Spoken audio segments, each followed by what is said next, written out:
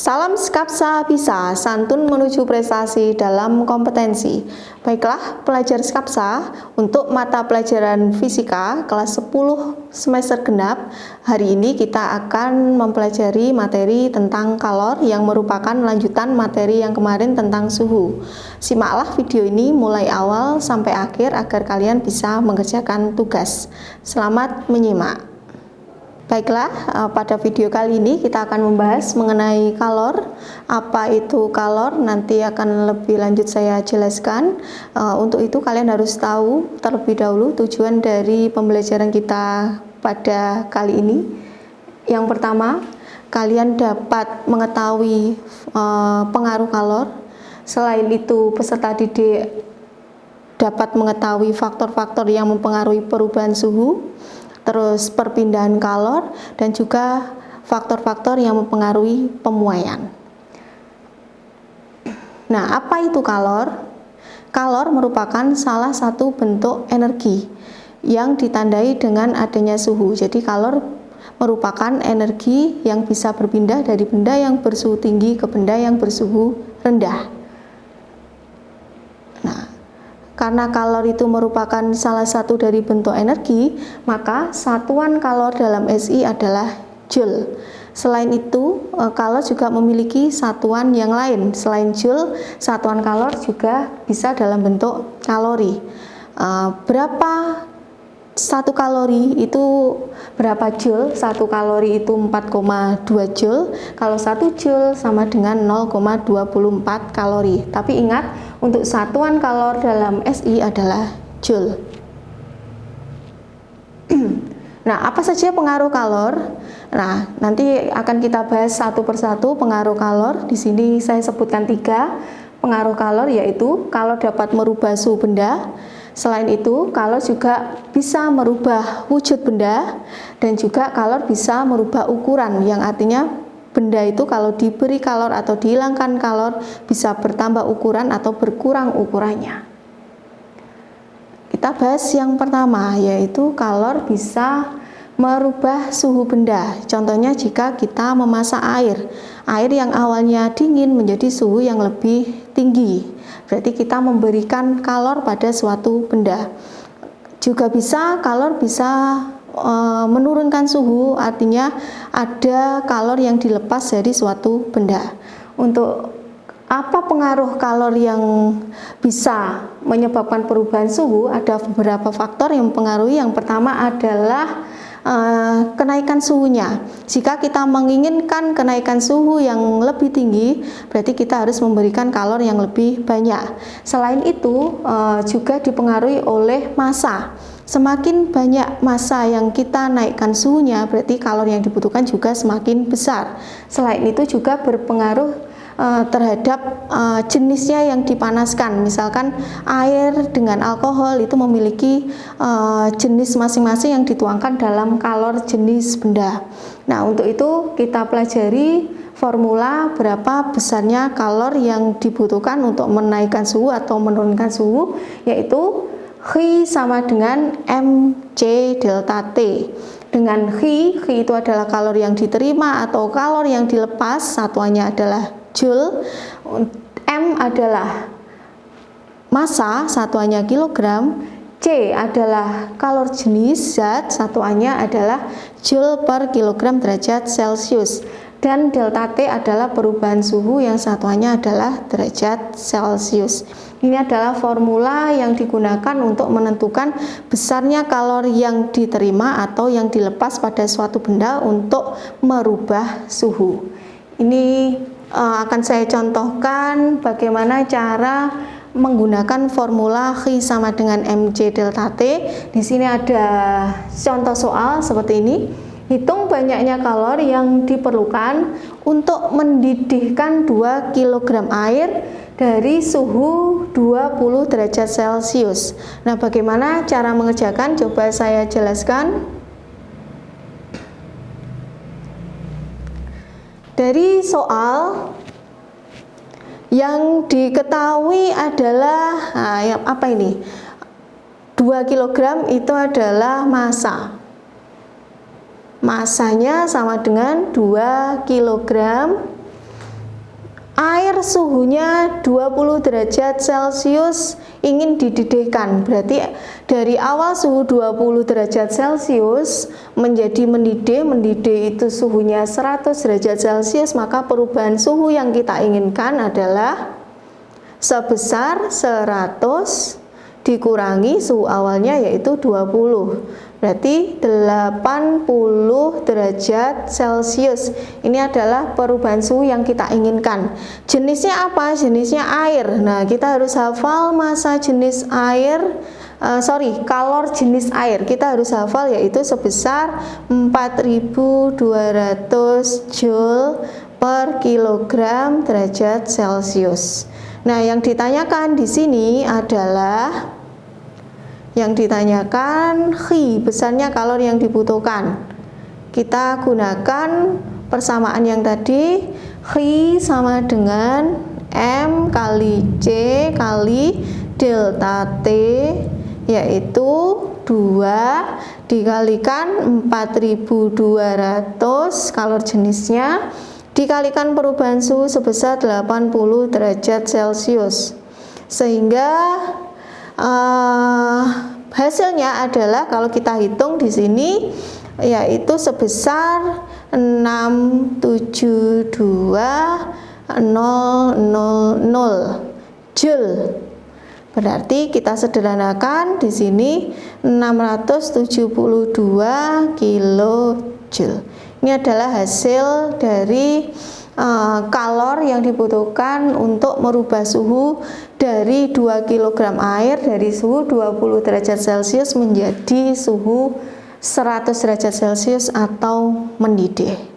Nah, ini kalian nanti coba pahami, dihitung lagi dan tanyakan jika mengalami kesulitan melalui Google Classroom.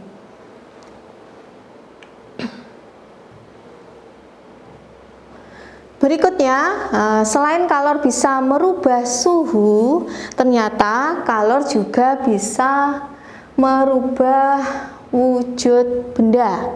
Kalian pasti sudah pernah mendengar dan mungkin juga sudah mempelajari di tingkat-tingkat sebelumnya bahwa panas atau kalor bisa menyebabkan benda berubah wujud.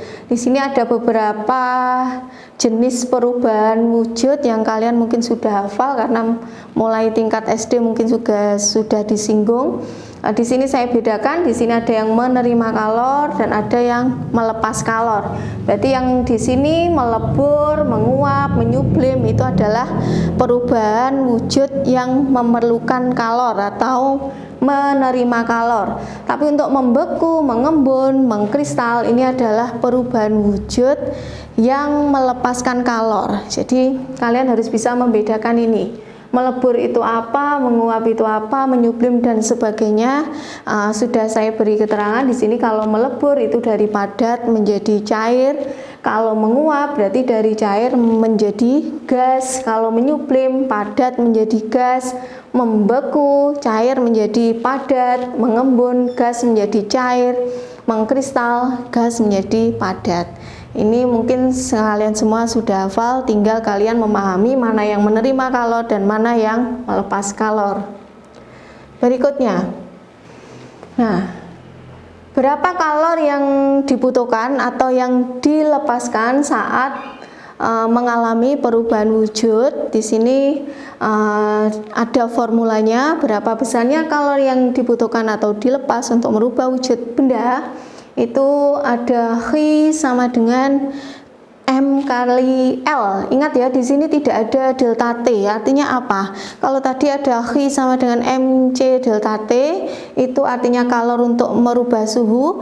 Pada saat terjadi perubahan wujud, suhunya adalah tetap. Jadi tidak ada perubahan suhu saat benda itu mengalami perubahan wujud, sehingga kalor yang digunakan itu Hi sama dengan M kali L. M adalah massa zat atau massa benda yang berubah wujud. L adalah kalor laten, itu nanti tergantung jenisnya zat yang mengalami perubahan wujud. Ada kalor lebur, ada kalor beku, kalor uap, kalor embun dan sebagainya, itu nanti tergantung jenisnya zat. Ini adalah kalor yang digunakan untuk merubah wujud. Jadi ingat ya, Qi sama dengan M kali L. L adalah kalor laten sesuai dengan perubahan wujud yang dialami. Terus berikutnya mengenai asas Black. Nah, ini seorang ilmuwan dari Inggris menemukan teori tentang kalor, yaitu misalkan ada dua benda yang berbeda suhu terus dicampurkan atau didekatkan, ditempelkan seperti itu, nanti akan terjadi pertukaran kalor. Jadi misalkan di sini saya contohkan ada logam yang bersuhu tinggi dengan air yang bersuhu lebih rendah. Kalau logam ini dimasukkan ke air, ternyata suhu air dan logam ini akan mengalami perubahan. Nah, ini kita gunakan prinsip dari Black yang disebut asas Black, bahwa benda yang bersuhu tinggi akan melepaskan kalor atau memberikan kalor ke benda yang bersuhu rendah. Tapi untuk yang benda yang bersuhu rendah akan menerima kalor dari benda yang bersuhu tinggi. Jadi besarnya kalor yang diterima dengan benda yang besarnya kalor yang diterima oleh benda yang bersuhu rendah harus sama dengan besarnya kalor yang dilepas oleh benda yang bersuhu tinggi. Ini adalah prinsip dari asas Black. Agar kalian lebih paham, saya contohkan seperti ini. Di contoh soal yang kedua, di sini ada 2 kg air bersuhu 20 derajat Celcius dicampurkan dengan 1 kg air mendidih. Yang ditanyakan adalah suhu akhir ketika air itu yang panas dengan yang dingin dicampurkan, berapa suhu akhirnya. Coba kita cari. Dari soal ini yang diketahui adalah,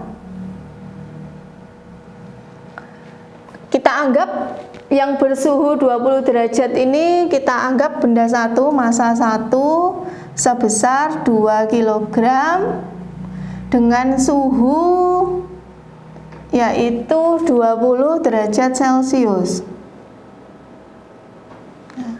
Benda yang kedua adalah air yang mendidih, massa 1 kg. Berarti suhu yang keduanya adalah mendidih tadi, suhunya adalah 100 derajat Celcius. Nah, karena ini jenisnya sama, benda satu itu air, benda dua itu juga air, jadi jenisnya sama sehingga kalor jenisnya juga sama. Jadi C1 sama dengan C2, yaitu air, sama-sama air. Yang ditanyakan adalah suhu akhir atau suhu campurannya ini berapa? Coba kita pecahkan masalah ini dengan menggunakan prinsip dari asas Black. Tadi prinsipnya adalah Qi yang diterima sama dengan Qi yang dilepas. Qi yang diterima itu sama dengan Qi yang diserap. Jadi yang menerima itu pasti benda yang bersuhu rendah, yang melepas adalah benda yang bersuhu tinggi.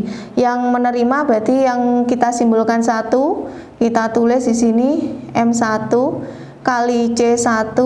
Delta T-nya berapa? Delta T-nya karena ini suhu yang lebih rendah berarti nanti akan menghasilkan suhu akhir yang lebih tinggi. Jadi TA-nya kita taruh depan, TA min T1. Untuk yang melepas adalah benda yang bersuhu tinggi, yaitu M2 C2. Nah, delta T-nya karena suhunya nanti lebih rendah dari suhu awal, berarti kita tulis di sini suhu awalnya T2 dikurangi TA. Ini adalah perubahan suhu yang dialami oleh benda yang bersuhu tinggi. Kita masukkan M1-nya 2. Ini karena C1 dengan C2-nya ini nilainya sama, kalau kita masukkan kan tetap hitungannya nanti sama, bisa kita bagi di sini C1 C2 karena nilainya sama. Tinggal kita cari TA-nya di sini, TA dikurangi T1 tadi 20 derajat Celcius. Terus untuk M2 nya 1, T2 mendidih tadi 100 dikurangi T akhir. Nah, kita kalikan ke dalam kurung, yaitu 2 kali TA 2 TA, 2 kali min 20 yaitu min 40, sama dengan ini tetap dikali 1 100 dikurangi TA. Kita gabungkan TA dengan TA, di sini 2 TA, ini min, kalau kita pindah ruas jadi plus, di sini 100, min kita pindah jadi plus, ini plus 40. Jadi ini 2 TA tambah TA, 3 TA sama dengan 140. Jadi TA sama dengan 140 dibagi 3, sekitar 46,67 sekian ini derajat Celcius. Ini ya, jadi suhu akhir dari campuran air panas dan air dingin itu adalah 46,67 derajat Celcius. Artinya benda yang air yang dingin awalnya suhu 20, suhunya naik menjadi 46,67. Yang awalnya air mendidih suhu 100, sekarang suhunya turun karena melepaskan kalor menjadi 46,67 sehingga bercampur. Ini adalah prinsip dari asas Black. Semoga kalian memahami dan nanti bisa mengerjakan contoh soal yang ada pada tugas. Berikutnya adalah kalor bisa merubah ukuran benda. Artinya benda-benda yang terkena, benda-benda tertentu yang terkena kalor atau menerima kalor atau melepas kalor, itu benda bisa mengalami peristiwa perubahan ukuran yang dinamakan sebagai pemuaian. Ingat, kalau benda itu menerima kalor itu akan mengalami pertambahan panjang, tapi kalau beberapa benda yang melepaskan kalor itu bisa mengalami penurunan suhu sehingga ukurannya menjadi lebih kecil yang disebut sebagai pemuaian negatif atau penyusutan. Nah, mungkin peristiwa sehari-hari yang berhubungan dengan pemuaian, mungkin kalian juga sudah pernah mendengar bahwa pemasangan dari rel kereta api itu logam tapi tidak los panjang seperti itu, tapi diberi sela-sela yang gunanya apa? Pada siang hari jika terjadi perubahan ukuran atau pemuaian, logam atau rel ini tidak melengkung. Jadi ada sela khusus yang diberikan untuk ruang dari pemuaian benda. Juga pada pemasangan kabel-kabel listrik yang ada di jaringan PLN itu, mungkin di siang hari dengan malam hari kabelnya itu penampakannya berbeda. Kalau siang hari itu agak kendor karena bertambah panjang karena menerima panas, tapi kalau malam hari karena suhunya turun sehingga benda melepaskan kalor sehingga ukurannya menjadi lebih kecil atau menyusut. Makanya kalau pemasangan kabel listrik seperti ini diberi panjang yang lebih karena apa? Menghindari penyusutan di malam hari agar tidak putus kabelnya kalau mengalami penyusutan. Nah, apa saja yang mempengaruhi peristiwa pemuaian ini nanti akan kita bahas lebih lanjut. Ini ada beberapa jenis pemuaian karena benda itu memiliki ukuran panjang, memiliki lebar, memiliki sehingga bisa dicari luas, ada ukuran tinggi sehingga bisa dicari volumenya. Berarti ada 3 jenis pemuaian. Jadi ada 3 jenis, yaitu pemuaian panjang yang disimbolkan nanti L, pemuaian luas yang nanti simbolnya A, dan pemuaian volume yang simbolnya adalah V. Nah, fokus kita nanti mencari besarnya perubahan ukuran yang disebabkan oleh perubahan suhu yang disebabkan oleh kalor. Jadi mungkin dari persamaan yang ada ini formulanya hampir sama, cuma simbolnya yang berbeda. Kalau panjang L, kalau luas A, kalau volume adalah V. Nah, jadi coba kita bahas satu persatu. Ada delta L. Delta. Nah, ini delta itu adalah perubahan. Kalau delta L berarti perubahan panjang.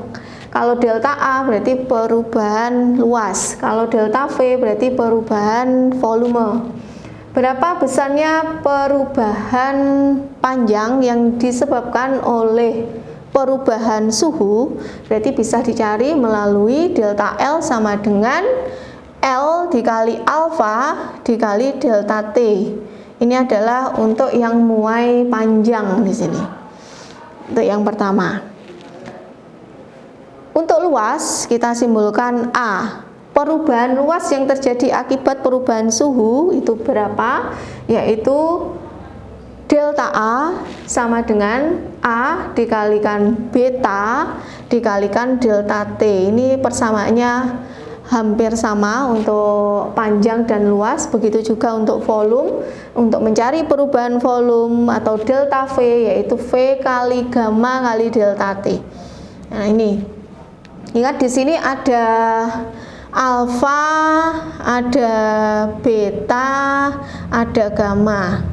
Nah, untuk alfa ini untuk muai panjang, jadi tergantung jenisnya benda yang mengalami pemuaian. Setiap logam yang mengalami pemuaian memiliki alfa atau koefisien muai panjang yang berbeda-beda. Kalau beta ini adalah koefisien muai luas. Nah, kalau logamnya sama, untuk mencari koefisien muai luas atau beta, kalau diketahui alfa, beta itu sama dengan 2 kali alfa. Nah, untuk volume, pemuaian atau koefisien muai volumenya itu simbolnya adalah gamma. Gamma itu bisa dicari melalui 3 kali alfa. Sehingga kalau dibuat perbandingan alfa dibanding beta dibanding gamma itu adalah 1 dibanding 2 dibanding 3. Nah, bagaimana cara mencari panjang akhir, luas akhir, dan volume akhir? Ya tinggal kita tambahkan. Nanti misalkan ini sudah diketahui perubahannya, kalau mencari panjang akhir ya panjang awal ditambah dengan perubahan panjang. Ingat ya, untuk alfa, beta, gamma ini tergantung dari bendanya masing-masing atau sesuai jenisnya benda. Coba kita pahami contoh soal berikut ini. Mungkin nanti kalian bisa mencoba di tugas yang akan saya berikan. Misalkan di sini ada sebatang baja, berarti jenisnya adalah baja. Berpenampang kecil yang panjangnya 20 meter. Suhunya awalnya 20 derajat Celcius. Dipanaskan, berarti suhunya diubah menjadi 40 derajat Celcius. Otomatis karena ini mengalami perubahan suhu lebih tinggi, benda atau baja ini akan menjadi lebih panjang dari semula. Koefisien muai bajanya adalah 12 kali 10 pangkat min 6 per derajat Celcius. Hitung panjang akhir, berarti yang ditanyakan adalah panjang akhirnya baja setelah mengalami peristiwa pemuaian akibat benda ini mengalami atau menerima kalor sehingga suhunya berubah dari 20 derajat menjadi 40 derajat. Coba kita cari berapa panjang akhirnya. Kita tulis dulu yang diketahui adalah panjang awalnya. Nih, ini ada panjang awal. L sama dengan 20 meter. Alfa baja yaitu 12 kali 10 pangkat min 6 per derajat Celcius. atau kalau kita jadikan desimal 0,0000 di belakang koma ada 6 angka per derajat Celcius. Suhunya diubah dari 20 menjadi 40, berarti delta T-nya adalah 40 dikurangi 20, yaitu sebesar 20 derajat Celcius. Yang ditanyakan adalah panjang akhir. Nah, panjang akhirnya LT. Kita coba, kita gunakan persamaan dari pemuaian tadi. Ini adalah pemuaian panjang, berarti kita gunakan formula dari pemuaian panjang, yaitu mencari delta L atau perubahan panjang, yaitu L atau panjang mula-mula dikalikan alfa dikalikan dengan delta T. Ini L-nya tadi 20 meter, alfanya adalah 0,000012 dikali perubahan suhunya adalah 20 derajat Celcius. Nah, berapa hasilnya? Kalau kita hitung ternyata hasilnya adalah 0,0048. Ini ya, berarti perubahan panjangnya ini. Karena ini kita gunakan meter ini tadi, berarti hasilnya adalah meter. Nah, panjang akhirnya berapa? Panjang akhir yaitu panjang awal ditambah dengan perubahan panjang. Nah, panjang awalnya adalah 20 ditambah 0,0048. Hasilnya panjang baja ini menjadi 20,0048 meter. Ini adalah panjang baja yang mengalami perubahan suhu sebesar 20 derajat Celcius. Nanti kalian coba lagi pada contoh-contoh yang lain. Untuk berikutnya, ini adalah tugas yang terkait dengan materi tadi, yang materi kalor. Ada 4 tugas yang kalian bisa kerjakan sesuai contoh dan hasilnya bisa dikirim ke Google Classroom. Jika ada permasalahan apapun bisa ditanyakan melalui WA ataupun chat di kolom komentar Google Classroom.